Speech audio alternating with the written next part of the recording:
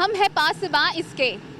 गली गली कूचा कूचा करिया करिया, हर जगह हर बाजार हर गली में हर घर में है हर किसी को सब्ज़ हिलारी परचमों का मनाने का इंतज़ार। अस्सलाम वालेकुम नाज़रीन, आप देख रहे हैं ADN न्यूज़ और मैं हूं आपकी मेज़बान आयशा अब्बास। नाज़रीन, पाकिस्तान 14 अगस्त 1947 को मार्ज़े वजूद में आया। पाकिस्तान को बने 72 साल बीत गए। मैं और आप सब जानते हैं कि इलामा इकबाल का जो विजन था, इलामा इकबाल ने जो ख्वाब देखा, उस ख्वाब को तकमील तक पहुंचाने के लिए कायद-ए-आज़म मोहम्मद अली जिन्नाह हमारे बाबाए कौम ने दिन रात मेहनत के बाद ये मुल्क पाकिस्तान हमें तोहफे में दिया। जैसा कि आप जानते हैं कि इस दफ़ा किसी को है ईद उल अज़हा मनाने का इंतज़ार, तो किसी को है जश्न आज़ादी मनाने का बेसब्री से इंतज़ार। मैं इस वक्त मौजूद हूँ सियालकोट के मेन बाज़ार में। यहाँ पर हम मौजूदा लोगों से बात करते हैं कि किसकी ईद की शॉपिंग हो गई है कंप्लीट, तो किसको है बेसब्री से योम जश्न आज़ादी मुबारक मनाने का इंतज़ार। तो आइए लोगों से बात करते हैं और जानते हैं इस हवाले से।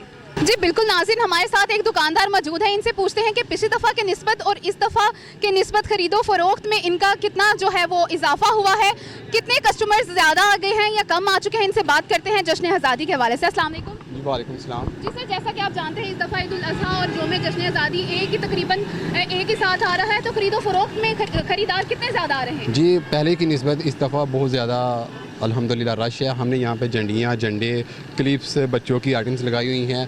इतनी महंगाई के बावजूद भी, चूँकि 14 अगस्त बहुत करीब आ रही है, इतनी महंगाई के बावजूद भी यहाँ पे खरीदारी जो है ना जोशो खरोश से देखने में आ रही है और लोग जोक दर जोक आ रहे हैं और खरीदारी कर रहे हैं।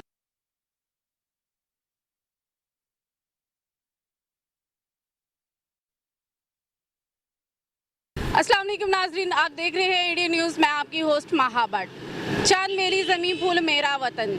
जैसा कि नाज़रीन आप जानते हैं कि मैं आज सियालकोट के बाज़ार में खड़ी हूँ।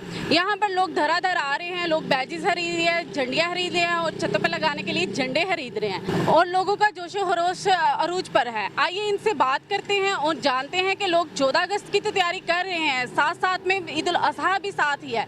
आपने ईद की शॉपिंग कर ली या फिर 14 अगस्त? बस तैयारी जारी है, बस काम काज में लगे हुए थे। अभी बच्चों के लिए कुछ लेने के लिए आए थे। तो आपने कौन सी ज़्यादा खुशी से शॉपिंग की है, ईद की या फिर? बस अभी फ़िलहाल तो बच्चों की कर रहे हैं, उसके बाद फिर इंशाल्लाह अपनी भी देखते हैं। अभी रात तक टाइम है, देखते हैं। सर, मौजूदा हुकूमत से और या मोदी से आप मसला कश्मीर के लिए कुछ कहना चाहेंगे? मौजूदा हुकूमत हमारी माशाल्लाह बहुत अच्छा काम कर रही है और हमारी बड़ी एक्सपेक्टेशन है इनसे, क्योंकि जो अभी काम कर रहे हैं बड़ा अच्छा काम कर रहे हैं। तो इंशाल्लाह मसला कश्मीर का हल भी इंशाल्लाह निकलेगा। पाकिस्तान जैसा चाहता है वैसा ही हल होगा इसका इंशाल्लाह। और भारतीय जो मोदी है वो तो कहते हैं कि किसी काबिल भी नहीं है कि उससे कोई बात की जाए, क्योंकि वो इंतहा पसंद हिंदू है जो कि मुसलमानों को बिल्कुल सफाई हस्ती से ख़त्म करना चाहता है। लेकिन हमारे मुसलमान थोड़ा सा मुत्तहिद होने की देर है। इंशाल्लाह ताला ये बिल्कुल हम इसका नामो निशान मिटा देंगे इंडिया का, क्योंकि हमारे जज्बे बड़े बुलंद है और हमारी हिम्मत इतनी है कि हम हिंदू के अंदर इतनी हिम्मत नहीं है कि वो हमारे साथ लड़ सके। सर, आपने ईद की शॉपिंग कर ली है?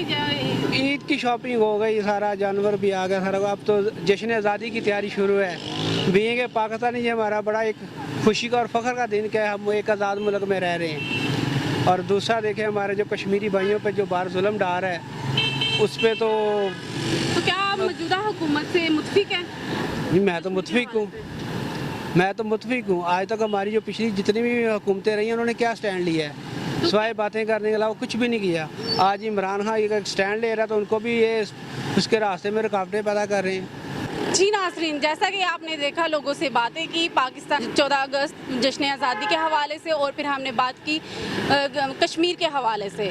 जी नाज़रीन, पाकिस्तान की तकमील के लिए जश्न तो मनाइए, लेकिन मिशन को मत भूलिएगा, मिशन को भी अपने याद रखिएगा। बाबाए कौम ने क्या कहा है कि कश्मीर हमारी शारक के करीब है। कैमरामैन उस्मान अली के साथ माहा भट्ट को दीजिए इजाज़त। देखते रहिए ADN न्यूज़ सियालकोट।